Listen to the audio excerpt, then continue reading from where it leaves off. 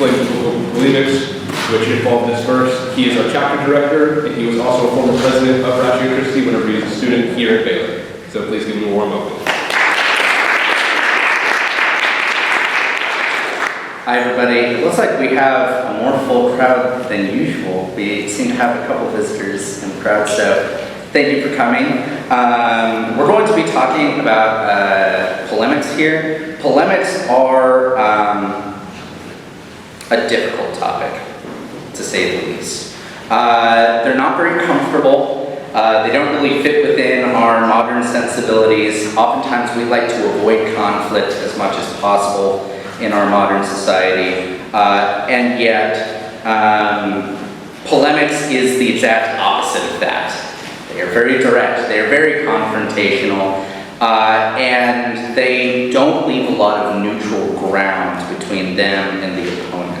That is the nature of polemical works.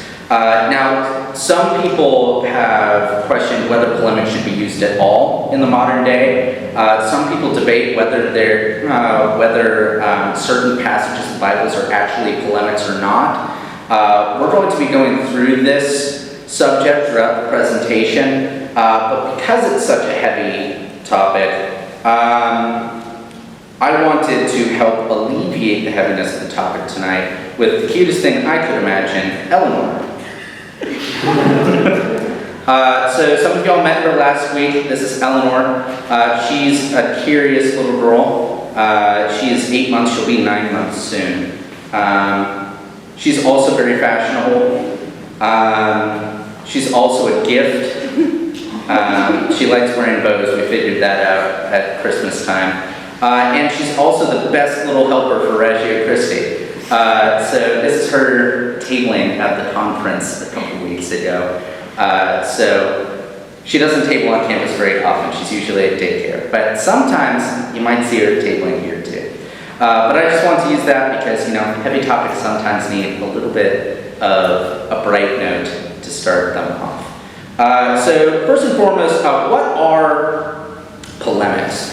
Well, polemics are strongly critical expressions against another worldview. That is the simplest definition I could find. They can take any form or medium. They can be written, they can be spoken. As we'll see later in the presentation, they can also take the form of art.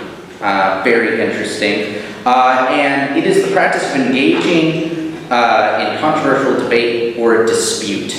Now, this can get pretty controversial. It's like, well, how much can we dispute as Christians? Aren't we supposed to be, non-argumentative people? Are we supposed to be not quarrelsome? Things like that. We will answer all of these questions later in this presentation. But first and foremost, why should we study polemics?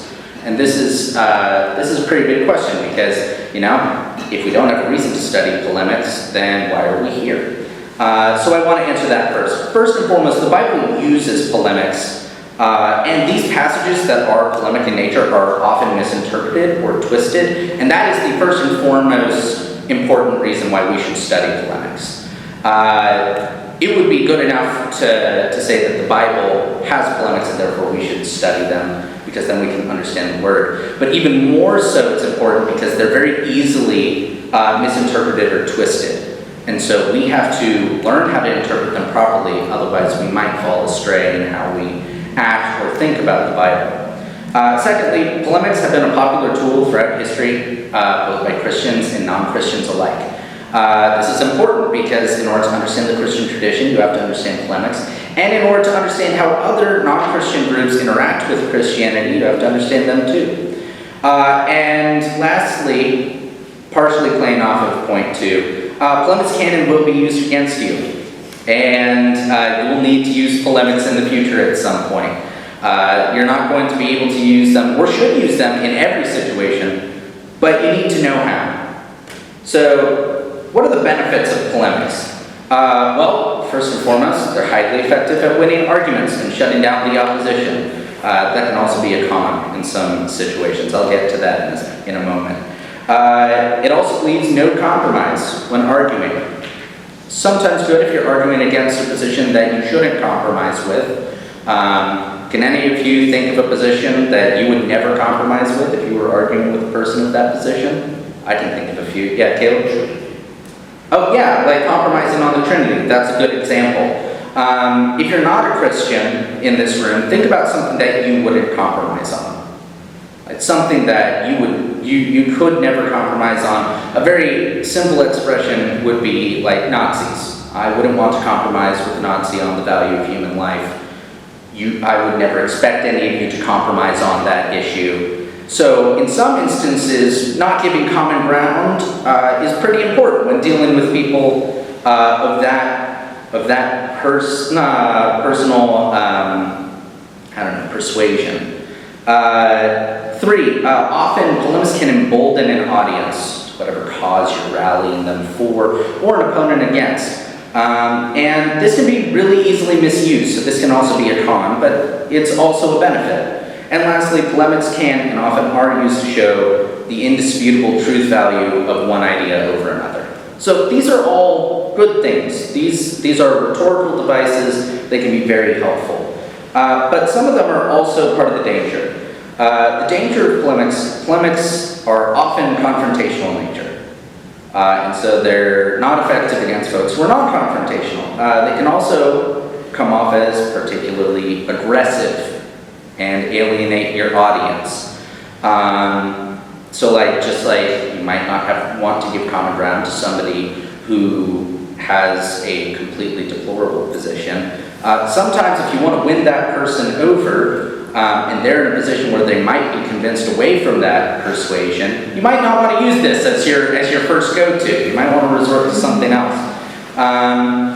And then lastly, polemics are frequently a last resort because they are, in many cases, a bridge burner, which is not and should not be our go-to, but we can't rule it out. Earlier in this semester, we talked about bridge building apologetics. Bridge building should be our first and foremost attempt. We should always try to be building bridges, but there comes a point in every conversation or every argument or dispute that it might come to a point where it could be a bridge burning scenario. You wouldn't want to give compromise to somebody who is, uncompromising. You wouldn't want to compromise with someone who has a decidedly evil position. So this is where this gets a little fuzzy. So if there's so many dangers, why use polemics at all? And that's a good question. So one, because the whole Bible uses polemics. And as Christians, if the Bible uses a certain device, we have to understand, that means that device is to be used. The Bible has used this in many instances. God uses it, his prophets use it, the apostles use it. It's a recurring theme, both in Old and New Testaments. Secondly, we should use polemics because we should take every thought captive and make it obedient to Christ, including the ones we don't like. Polemics is a style of argument. And if you do it apart from Christ, you can do it in very harmful ways. But if you make polemics subservient to Christ and the mission of Christ, then they can actually be a force for good. And then lastly, because it's effective in certain situations. And, between you and me, apologetics is a discipline about being effective. And so you want to know how to do things that are effective. But just like in everything, there's a time and a place.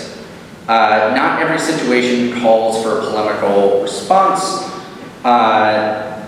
And even if you use polemics, you have to be ready to repair the burnt bridge that you just made to let grace prevail.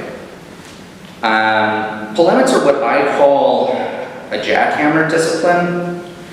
A little bit more on this illustration. So, when you're building something, there are different tools for different jobs. If you need to hammer a nail, you just need a little hammer. If you need to hammer a railroad spike, you need a bigger one. If you need to break through concrete, you need a jackhammer. Polemics are a jackhammer discipline. And so there are times and places where you need to use a jackhammer because you really need to get through to this person. But that shouldn't be your go-to, because if you use a jackhammer on a nail to hang a painting in your house, what's going to happen? a big mess, and in my case, my wife would be very upset with me for getting drywall on her floor. So you don't want to use a jackhammer as your go-to. It should be a last resort, not a first resort. And with that being said, I want to lay some ground rules, not really from me, shamelessly stealing from Tim Keller. So who of you are here, who of you here are familiar with Dr. Keller here? Okay, we got a few. So Tim Keller, unfortunately he's not with us anymore. He died just about a year ago. But he was a pastor in New York City, giant of faith. He founded a little website y'all might know as the Gospel Coalition. Really influential dude. He wrote an article called 3 Rules to Using Polemics. And he has special terms for each of these rules, but I decided not to use those for this presentation. But they're basically summarized in these 3 points. The first is sometimes you have to confront someone before going to them privately. And this is talking about Matthew 18. In most instances where it's a matter of correction between brothers, we resort to the rule of Matthew 18. You go to him privately and you try to reason with him, and then you talk more publicly. Sometimes that's not possible. Sometimes in the case of like a teacher teaching something erroneous to a wide audience, you have to confront it rather publicly. Because if you don't confront it publicly, then there's a chance that you might confront it with them privately. They confess privately, but now you've got a whole group of people on the outside that have now been taught something wrong, but are not being taught the correction to that wrong. So that's rule number 1. But rule number 2, you have to take responsibility if you misrepresent other people's views, whether you do it intentionally or unintentionally. And Keller makes a really big deal out of this, because if you do this, you got to own up to it. Because if you're dishonest, then no one's going to trust you about anything else, and your witness is compromised. And then thirdly, this is partially playing off of point 2. You should never attribute an opinion to your opponent that he himself does not own, even if you think his teachings imply it. So an example of this, there's a big debate within Christians about Calvinism versus Arminianism. And Arminians often characterize Calvinists as not believing that there's such a thing as free will. And Calvinists will often say that Arminians don't believe in the sovereignty of God. Now, both of these things are straw men of the other person's argument, right? Because Calvinists do believe in free will. You can look it up, they do. And Arminians do believe in the sovereignty of God. But one side says the other thing about the other, and they're unwilling to compromise because they believe that the other's teachings imply those things. But neither of those people believe those things in reality. And so we have to avoid that, because at that point you can't have a constructive conversation. And even though polemics are confrontational in nature, they're confrontational in nature so that you can bring a brother back into the fold away from error. Polemics are confrontational for growth purposes, because sometimes you have to confront people if they're doing something wrong. It's not just there just to shut them down and to say, you're wrong, I'm right, I'm smarter than you, and you should just deal with it. That's not the purpose. So we have to keep these rhetorical things in mind. And then lastly, where in the Bible are there polemics? So I've got a list of things. These aren't exhaustive, but we're going to get into identifying and studying these polemics. But we got stuff like the creation, Genesis 1 and 2. If you didn't know, that's actually a polemic against both the Babylonian and the Egyptian gods. There are really fascinating articles about this, how each of the days of creation challenge a different god or a different narrative from these worldviews. Fascinating stuff. The Exodus, the whole book, is a polemic. So just, if you want to see an example, read there. In Isaiah, there's like 5 chapters dedicated to it. There's a lot of imprecatory psalms that do this. Jesus uses it in Matthew 23. The apostles use it in the book of Galatians and in Jude. Now, these are both used for people who are non-believers and people who are believers-elect. As you see, Jude and Galatians are referred to people who are within the church. So polemics aren't just an external apologetics, it's also an internal apologetic as well. I'm going to have to skip that, sorry, Isaiah. So, I wanted to help y'all understand how to identify polemics in the Bible. And I apologize in advance, this is going to be a little dense. So, if you get lost, I apologize. So, I made a chart. For those of you who don't know, theologians love their charts. It's our favorite little thing. I know it's weird, but it's how we organize our thoughts. So I was inspired by Clowney's triangle. Does anybody know what Clowney's triangle is? Yeah, there we go. Trent knows what I'm talking about. Clowney's triangle is used for identifying typologies of Christ in the Old Testament, but y'all aren't interested in that. That's not what you came to hear about. But I made this chart based off of it. And so it follows the same formula, but so we've got two competing narratives here. We've got two narratives, right? So we've got this narrative down here, which is our non-Christian narrative. Then we've got up here, we've got our Christian narrative, and they're parallel. We've got parallel inferences, it shows correspondence. Oftentimes, the Christian narrative or the biblical narrative will borrow certain phrases, ideas, narrative tropes in order to tell the audience that it is directly comparing itself or maybe drawing an inference or parallelism to this other narrative. Now, from the Christian narrative, there's a Christian interpretation, which leads to a Christian conclusion. Woo! That's pretty straightforward. Now, the other narrative, you would expect that there's an other interpretation that leads to an other conclusion. But this is where polemics get in.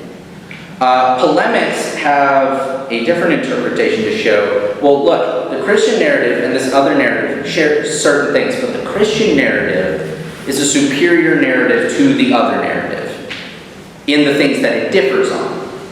So it has similarities to show comparison, but it has differences to show that in those differences, the Christian narrative is a better narrative than the other one.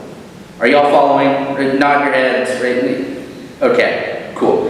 If you get lost at any point, just raise your hand and I'll try and clarify. So the polemical interpretation leads us to believe that the Christian interpretation is a superior interpretation or conclusion to the other conclusion. And the apologetic application here is ultimately a rejection of the other conclusion. Following? Does that make sense? This one's, I know this is a little more dense than our other presentations, so I want to make sure y'all are following. So I want to do some examples just so y'all get the idea. So we're going to start with this lovely example from the Old Testament. So we got Elijah and the prophets of Baal. We didn't read from it today. We read from a different one with the Exodus. But we're going to go with this one. So there's a couple key points in the story about Elijah and the prophets of Baal. So Elijah is a prophet. He's probably one of the best prophets that Israel had, honestly. He confronts the people of Israel because they have a lack of faith. They're not following God properly. Both he and Baal's prophets are challenged to bring offerings to their gods. Both are going to call on their gods, and whoever's God ignites the altar with fire is the true God. That's the wager. Set up a wager. Elijah's like, very well, you do this, I do this. Whoever wins, that's God. Pretty simple. The prophets of Baal go first. They call out for hours and hours. It goes on for several verses. Nothing happens. And Elijah mocks them openly. He goes, perhaps Baal is away on a journey. Maybe he can't hear you. Perhaps he's relieving himself. Making reference that maybe he has bodily functions of a human, and he's got to take care of that before he gets to business. And the prophets of Baal grow increasingly frustrated, and then it's Elijah's turn to go. He prepares an altar. He sets it up with 12 stones to represent the 12 tribes. He puts his sacrifice up there, and then he tells his assistants to pour water on the altar. Not once, not twice, 3 times. And then he calls on the name of the Lord. And after the first call, fire comes down, ignites the altar, stares everybody. And then Elijah tells everyone to capture the prophets of Baal, and he kills them. That's a little spicy bit of the narrative at the end there. So, we've got 2 competing narratives here. So, we got the first narrative. Baal will ignite the altar with fire when we call out to him. That's the other narrative, right? So, who can guess what the Christian narrative is, just off of a hunch?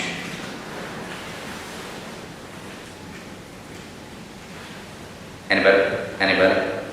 Come on, you guys know this. It's real simple.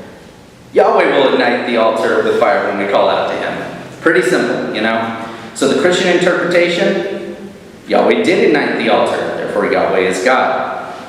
So what's the other conclusion? Baal is not God, his prophets are false, because he didn't ignite the altar. Does that make sense? Does that make sense? Let's do another example. Right, we got Genesis and the Enuma Elish. So the Enuma Elish, if y'all know, do y'all know what that is? Okay, a few of you are nodding. Okay, the Enuma Elish is the ancient Babylonian creation story. A lot of critical scholars will compare the 2, Genesis and the Enuma Elish, and they'll say Genesis stole from the Enuma Elish.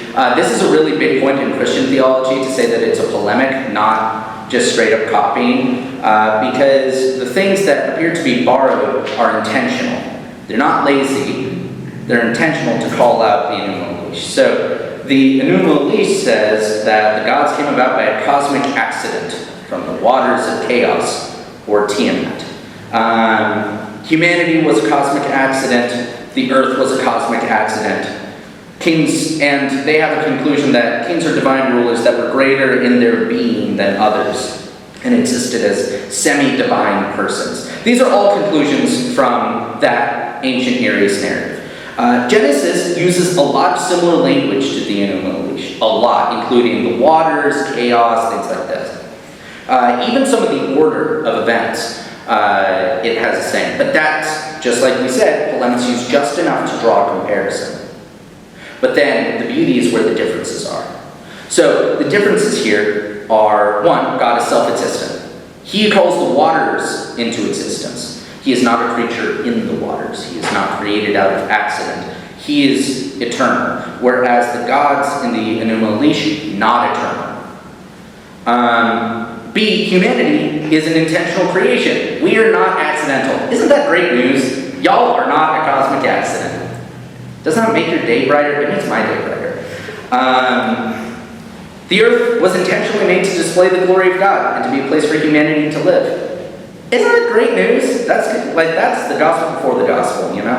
And then lastly, kings are not more divine than others, and all people are made in God's image. That is not a belief of the Enuma Elish and the Near East cultures, but it is a belief displayed in the Bible. So, let's go back to our chart. Okay, so we got the Enuma Elish narrative and all of its consequences, right? So, guess what's the Christian narrative? Genesis, great. Thank you, Caleb. Okay, so, Christian interpretation. Anyone got a guess? Yahweh's God. He's eternal and the creator of the world. We're made in his image, things like that. So, if we understand the Genesis narrative to be true, the Enuma Elish is an inferior narrative, then the Enuma Elish is false, and it argues for gods that are not creators or eternal, and it denies the equality of persons. Pretty important things to establish, right? So, I think y'all are starting to get the hang of this. So, polemics were not just a thing of the Old Testament or the New Testament, but it's also something in church history. This has continued on for years and years and years. Examples of this would be Eusebius and G.K. Chesterton on the death of Pan. I've got a lot of research on that, but I didn't get to fit it into this presentation. So if you want to talk about that at dinner, I'd be more than happy to. St. Augustine has a bunch of them, too many almost. St. Boniface and the story of Donner, or Thor's Oak, fascinating story. And then also Martin Luther in his 95 Theses, that's a polemic. So if you're a Protestant, you have to think polemics for your existence. So keep that in mind. This list also isn't exhaustive. This is just a sampling. There's a lot more. I'm going to have to skip this. This is a quote from Eusebius about the death of man. We'll talk about that later. But I wanted to include this little clip here. This is from a TV show produced by Jack Snyder. The rest of the TV show is, like, not good. It's got some morally problematic stuff in it. But I came across this YouTube clip and I'm like, I can't help myself. This is just too good. So we're going to watch this, and I want you all to pay attention to the themes, the use of imagery, parallelisms between the competing narratives, and what are the differences that show superiority of one narrative over another. Because this is an example of how a contemporary polemic might look like. Let's see.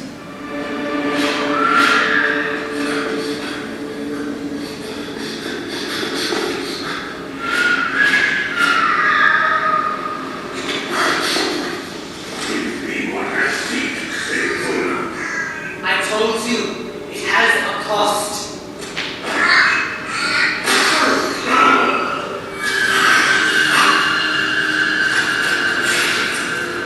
This raven I killed is for memory. That will be your offering.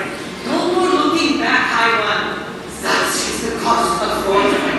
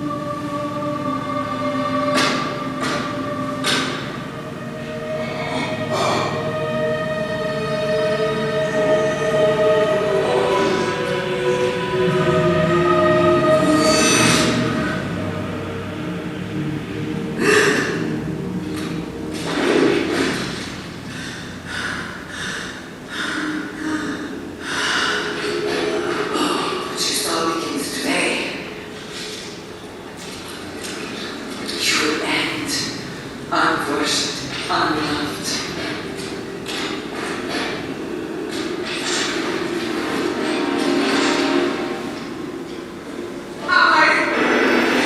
Yeah. So that is a clip from a TV show produced by Jack Snyder. To my knowledge, I don't think he's a Christian, but he really likes to use a lot of Christian imagery in his works. So what did we see in that narrative? We've got two competing narratives, right? We've got one of Norse mythology, if y'all didn't catch on to that. And we've got like this other Christian narrative that is superimposed onto the story. Now, that TV show is about Ragnarok, which if you don't know, is the story of how the gods perish and the reign of the gods come to the end times happen. And it is known in Norse mythology that Odin foresees this happening. And so that is Jack Snyder's interpretation of Ragnarok. So what notes do we have from the Norse narrative? Just raise your hands, throw some things. What did we see there?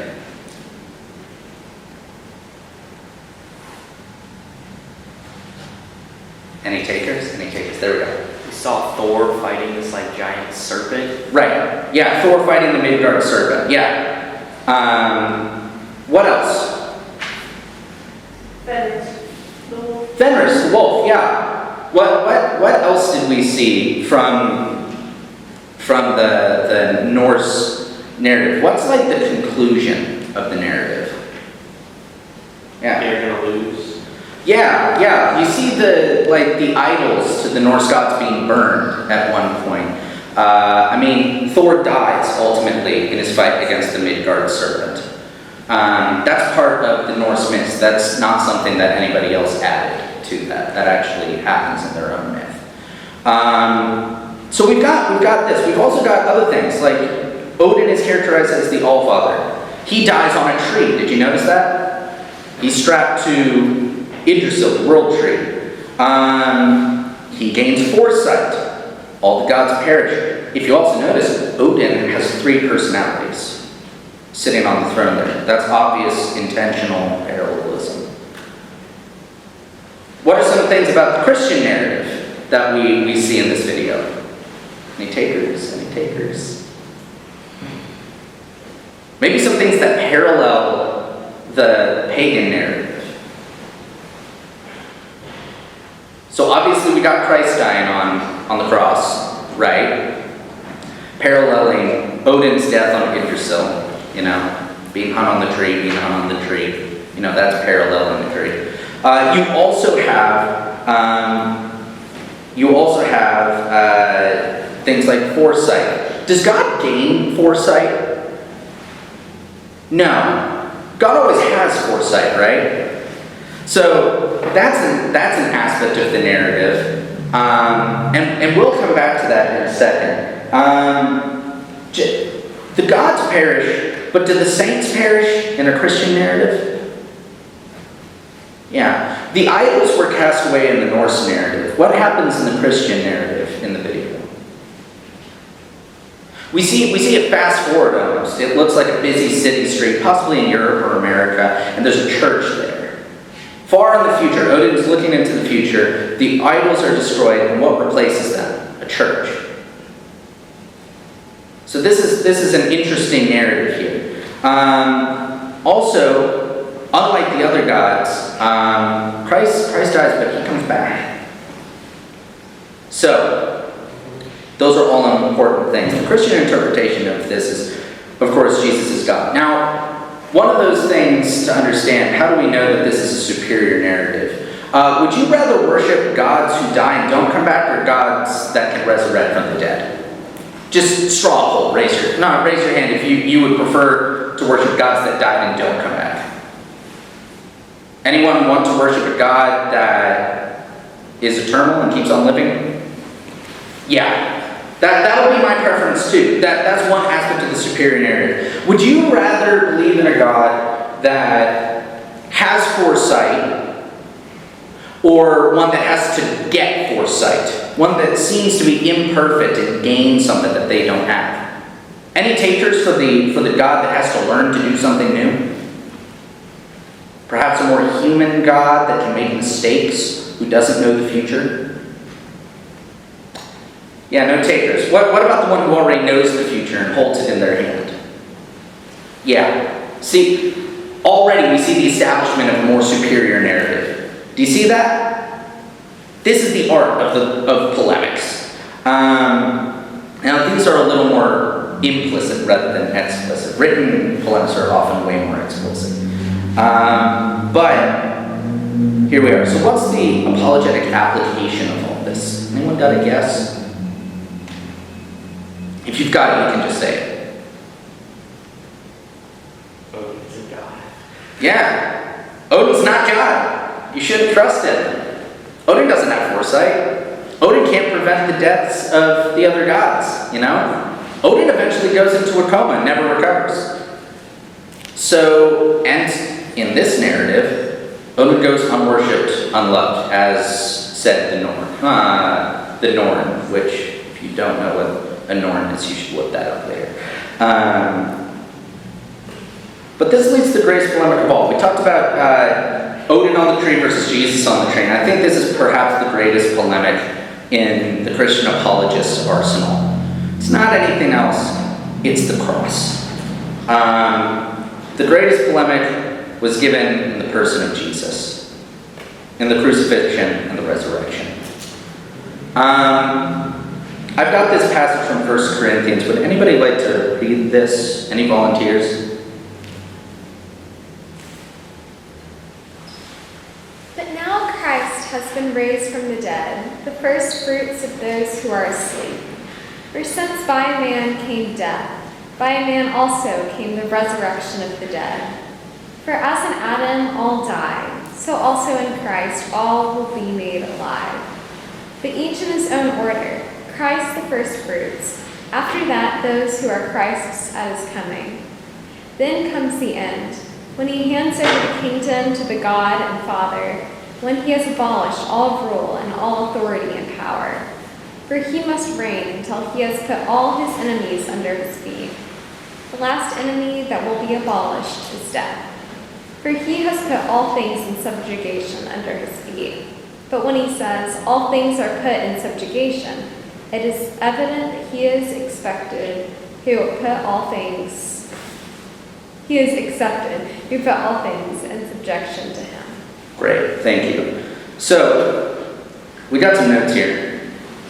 I decided to do a different highlight color because I was told last time the pink was obnoxious. So I went with yellow. Hopefully that's more readable. But we've got a few notes here. So he has abolished all rule and all authority and all power. So obviously he doesn't mean all including his own, right? Because all things are underneath him, that means he has authority and power. But he's destroyed all powers except for himself. That means all powerful things, all powerful people, all powerful strongholds, all powerful systems, whatever. All of it is in subjugation to Christ. That's what Paul's getting at here. And he says that he is going to put his enemies under his feet, and the last enemy that will be abolished is death. What did the resurrection do? For those of you who are familiar with the theology of the cross. Perhaps you guys know the song that goes, "O death, where is your sting?" Why do we sing that? The cross defeated death. Right. The cross and the resurrection, ultimately, they defeat death. Jesus defeats death. You know, the serpent may bite his heel, but he will crush the serpent's head. You know, he has defeated the ultimate enemy. What does this imply? If this is the last enemy to be defeated, and he's already defeated it at the cross and resurrection, does that not mean that every other enemy has been defeated? All of them. Odin, Thor, Zeus, you name them. This is what encouraged the early church to be bold in their conviction and to not be afraid of other gods or other powers. Now, we in our modern society, we don't usually tend to have fear about what other gods will do to us. I think we can partially thank the early church for instilling that courage in us. Almost to the point where we don't even think about it anymore. But what are some things that you're afraid of today? That you're worried about today? That you're like, oh man, I wonder what they can do it. What other gods are you afraid of? Think about it for a second. You don't got to say it out loud, but just think about it. You know, we're thinking about polemics as a way to address theological issues with other systems. But it's also, we need to understand polemics because polemics in some sense are an encouragement to us. Because Christ, as the ultimate polemic, it shows that there is no other ground to stand on except the ground at the foot of the cross. It's the only ground left. And we should not be afraid of anything that stands in front of us. Now, I'm afraid of everything. I was afraid to get up and give this presentation because I am extremely nervous about talking in front of people. You should have seen me shaking at the baccalaureate at my high school. I'm afraid of things like that. I'm afraid of people's perceptions. but I shouldn't. Why shouldn't I? Because Christ has risen from the dead. Sometimes I'm afraid that, if I say the wrong things, then, I might not reach that person with the gospel, and it'll all be my fault. But I shouldn't worry about that. Why? Christ has risen from the dead, and he works all things to his glory. If I mess up, that's okay. It wasn't me who was going to convert them anyway. It was going to be the Holy Spirit. Sometimes I'm afraid about, my financial problems or whatever. But I shouldn't be afraid about that, right? Why? Because Christ has risen from the dead. There are things more important than our temporal needs. These are all important things to consider, and I would encourage you all that polemics are not just a discipline of apologetics, but they're an encouragement to you. Because the greatest polemic of them all gives us the greatest hope of all, that Christ has risen from the dead, and therefore there is no enemy, no gates of hell can prevail against his church. Can I get an amen? I feel like that's an amen. So, if Christ's resurrection is a polemic, which you might not agree, if so, what does that teach us? If not, why do you think that? I'd like you to think about this very seriously. I think it is. I think it's the most potent polemic of them all. And that leads me to these conclusions. One, polemics are used by God to argue against opposing worldviews as a struggle between good and evil. That is the position of the Bible. There's not a morally neutral ground here when using polemics. We must study polemics to properly understand the nature of the biblical text. You won't understand the Bible if you don't understand polemics.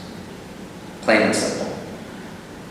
Christ's victory over death should encourage us that our God has overcome even the strongest opponents. Okay? It's possibly the most important one. But lastly, polemics aren't used in every situation, but they are used by the Bible, and they are used in the history of the church, and they're extremely effective. So they should not be ignored. If the Apostle Paul is telling us something in 1 Corinthians as a polemic against other worldviews, does that not give us an encouragement that we can witness to others and say, but Christ rose from the dead? Today we had a tabling question, why worship Jesus instead of Zeus? The answer to that is the same, right? I mean, there's a lot of answers to that. But the best answer that we got is Jesus is God, Zeus is not. How do we know Jesus is God? Rose from the dead. On his own power, With that, I'll conclude. I've got some recommended readings that if you're really interested, I'm sorry that I cut into your Q&A time. I'd be happy to talk about this afterwards at dinner. But thank you all for your attention, and I'll open up for Q&A now.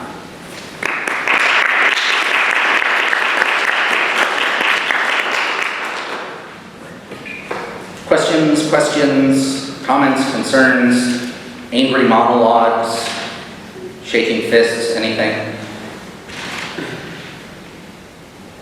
Yeah. So if we go back to that chart, it was based one major step we took is that the Christian narrative is superior to the alternative narrative. Yes. Yeah. What would you say to someone who believes in that alternative narrative and believes that that is actually a superior negative? Yeah. Leading them to their own conclusion. So that's why. So the chart doesn't define a perfect methodology, and I'll fully admit that. However, these lines are not they're not obvious conclusions. It's not like a modal logic argument. A and B, therefore C. This is a thought chart to understand the flow of how polemics work. Not necessarily. It doesn't necessarily define how you would create a polemic in every situation. But let's do that for a second. So with here we've got the two arguments, right? We've got two different narratives. We've got the pagan narrative, we've got the Christian narrative. We draw parallels. What are the parallels that identifies a correspondence? Now, in order to identify one is superior over the other, we just have to compare what's different between them, right? So in this instance, we have two different narratives. In the pagan narrative of Ragnarok, the end result, even from the pagan perspective, is that the gods die. Starting with Balder, and it moves on to the others. Ultimately, these gods are not all-powerful. They're really humans with superpowers, much like Marvel illustrates to us with how they took a rendition on the Norse gods. They're superheroes, they're not gods. You know, just as we mentioned, Odin has to gain foresight through a ritual. That means Odin doesn't have foresight on his own. Odin doesn't have all power on his own, because he can't stop what he sees coming in the future, even though he desperately wants to stop it. In the Christian narrative, we've got things that are opposite that. Like we said, Christ comes back from the dead. He ultimately conquers death. Death is not a consequence to Christ's followers. We live forever in the end. We don't have to worry about death. Additionally, there is nothing that God doesn't have. All great-making qualities, as Anselm says, are bound up in the divine essence. More on that after spring break. We'll be talking about the ontological argument, and I'll explain more about great-making principles. That'll be fun. So already you have a superior God, because he is all-powerful, he is all-knowing, he is all-loving, all these things. He doesn't have the moral decay of the pagan gods. There is a greater spiritual reward in the afterlife to Christians rather than the pagans. The pagans get a feast if they die in battle, you know? But how can they be assured of that, you know, when their gods can't even assure their own end? And also, it's just a better story, honestly. One ends in tragedy. One ends in victory. Do you want to be on the side with a narrative that ends in victory, or one that ends in tragedy? I mean, they wrote their own story, and yet they wrote their own demise. And so that's a superior narrative. It ends in victory. So, I mean, that would be one. Now, I mean, in other instances, sure, you can maybe have a little harder argument than that. This is a fairly, comparatively easy argument to make. But we can take a different narrative. Here, somebody give me two competing narratives. They don't even necessarily have to be. Anyone got one? I can't think of one off the top of my head. I was so focused on presenting this.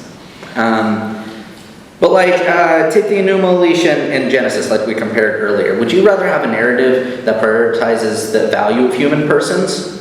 Or would you rather a narrative that diminishes the value of you and elevates certain people who have been always nominated to be kings to a sense of godhood? The king can do whatever he wants to you. He's morally superior to you in his essence. Is that really a good moral narrative? Any takers on that? Anyone want to argue that? I didn't think so. You know, in that instance, like every polytheistic narrative, gods aren't eternal, which is a really major flaw if you think about it. Because how can I really trust a God if they won't always be there? How can I trust a God if they're changing all the time? What does their word mean if I can't trust their word? I mean, today they're like this, but tomorrow they're different, you know? If you're in a relationship with someone, do you want to be in a relationship with someone who's a different person every day? Any takers? Ladies, you want to date a man that changes who he is every day? He's really unpredictable, you know? One day he's buying you flowers, the other day you don't see him, you know? Any takers on that one? No? Guys, what about a woman who is doting on you one day and the next day she gives you the cold shoulder? Any takers? Yeah, exactly. So we don't want to be in an earthly relationship with someone who changes all the time. So why would you want to be in a spiritual relationship with a God who changes all the time? So in some sense, you need a God that's immutable. He doesn't change. So right there is a superior narrative within Christianity. If you've got a God that changes, that is an inferior God to a God that doesn't change.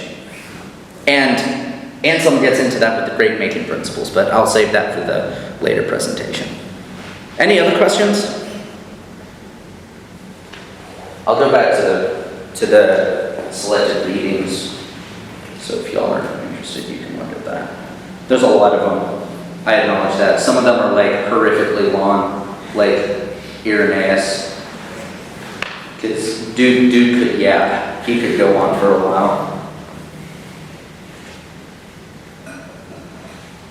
So I feel like today maybe the two narratives would be Islam versus Christianity versus Judaism. Yeah. So do you think in this case polemics actually involve, like actual wars? So polemics as wars? Or like, I'm not sure I understand the question. So how what is polemics in this case? Yeah, I mean, polemics are arguments. Reasoned, rational arguments. They're confrontational, rational arguments. They're not non-confrontational. But they're not wars. Certainly not wars. So what if one narrative is, we have been living in this land for generations, and then the Jewish people just came and took away our land. Yeah. And another narrative is, this is where the Jewish people came from, and we're just returning to our homeland. Yeah. So how would they resolve this conflict? Yeah, so I mean, I think that is an irreligious conflict. I don't think that's something that the Christian faith really needs to get involved in, if I'm going to be honest. I understand that might put a target on my back if some of y'all are convinced that the nation of Israel plays a part in the eschatology of the world. I assure you that the modern state of Israel does not. But there are some things that polemics shouldn't get into.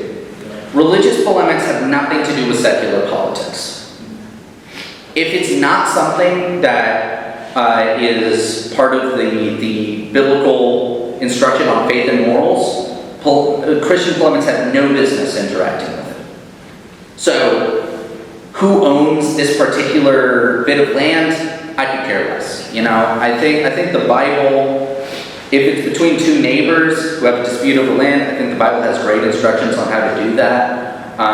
But that's not really a place for polemics. That's a place for a legal court to take care of, and that's not really a polemical setting. A polemical setting is an exchange of ideas.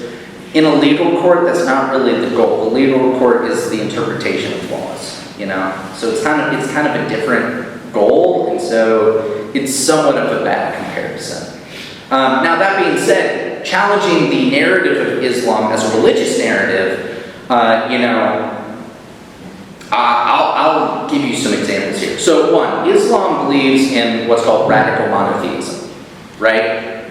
They believe in one God, one person, one essence, all that. Christians believe in a Trinity.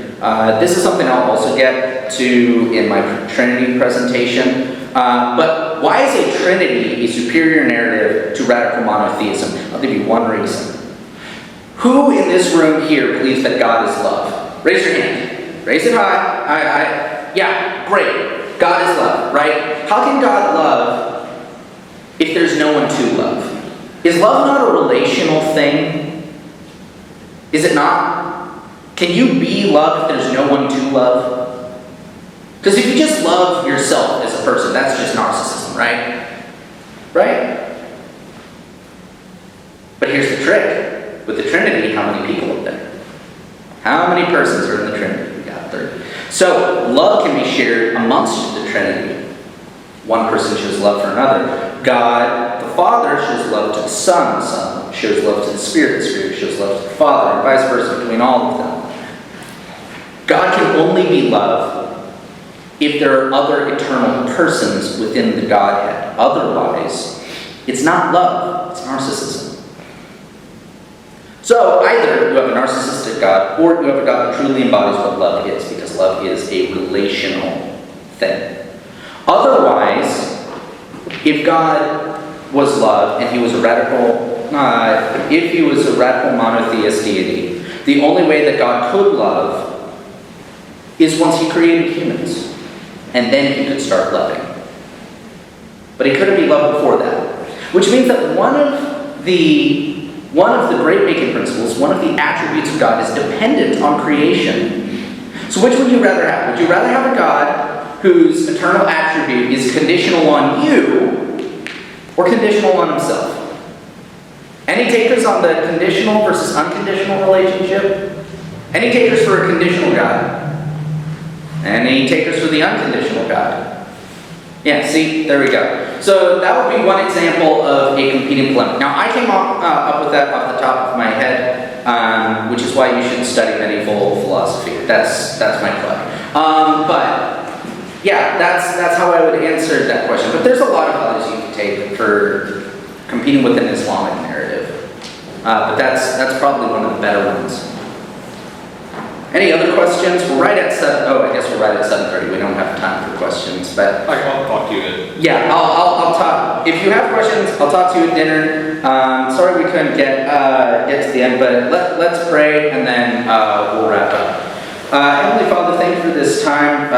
Thank you for everyone who came here tonight to listen to your word and what polemics has to offer for us to understand your word and your will and how you confront other ideologies. Please help us to take this information and to use it gracefully. Don't let us use polemics as an excuse to be jackhammer apologists, but instead let us use it properly in its proper place and time.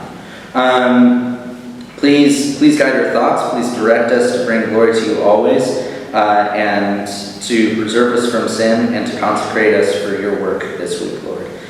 We say all these things in your Son, Jesus' name. Amen.